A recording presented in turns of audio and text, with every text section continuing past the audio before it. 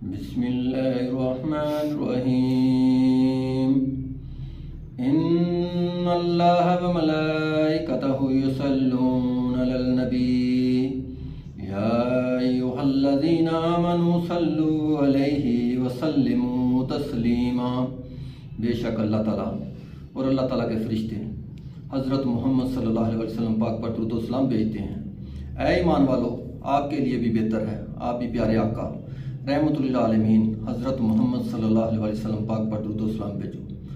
آج صبح میں سیر کرنے کے لیے گیا، پارک میں گیا، ادھر کچھ دوست احباب ملے جن کی عمر کسی کی 60 سال ہوگی، کسی کی 65 سال، کچھ 70 سال، کچھ چھوٹے ہوں گے۔ وہ پریکٹس کر رہے تھے گراؤنڈ میں۔ ان سے ملا، ان کو جا کے یہ چیز بتائی۔ انہوں نے کہا ہمارے پاس ٹائم نہیں ہے۔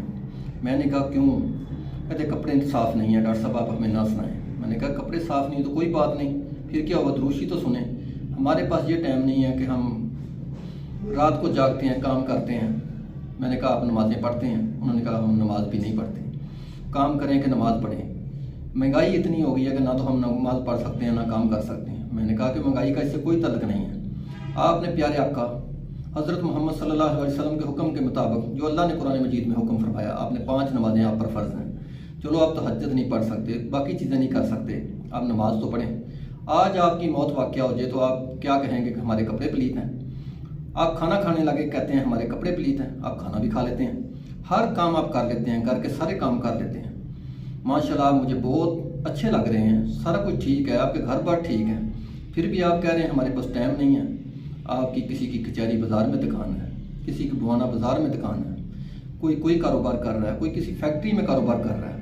آپ سارے صاحب حیثیت ہیں، آپ مجھے غریب تو لگ نہیں رہے۔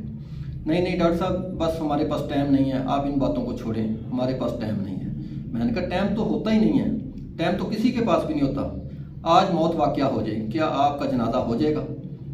کیا آپ درود ابراہیمی نہیں پڑھتے، درود شریف نہیں پڑھتے، اللہ کے نبی کا نام نہیں لیتے؟ اب کیسے لوگ عمرہ کر لیتے ہیں؟ ان میں سے کئیوں نے عمرے کیے ہوئے تھے، کئیوں نے حج کیے ہوئے تھے، آ کے کہتے ہیں کہ ہمارے پاس ٹائم نہیں ہے۔ ادھر کیسے یہ لوگ چلے جاتے ہیں؟ کس منہ سے چلے جاتے ہیں؟ یہ اگر یہ جاتے ہیں تو کس منہ سے جاتے ہیں؟ ان کے پاس ادھر تو آ کے ٹائم نہیں ہے، ادھر جا کے کیا یہ دروشی پڑھتے ہیں؟ کیا یہ نمازیں ادھر جا کے پڑھتے ہیں؟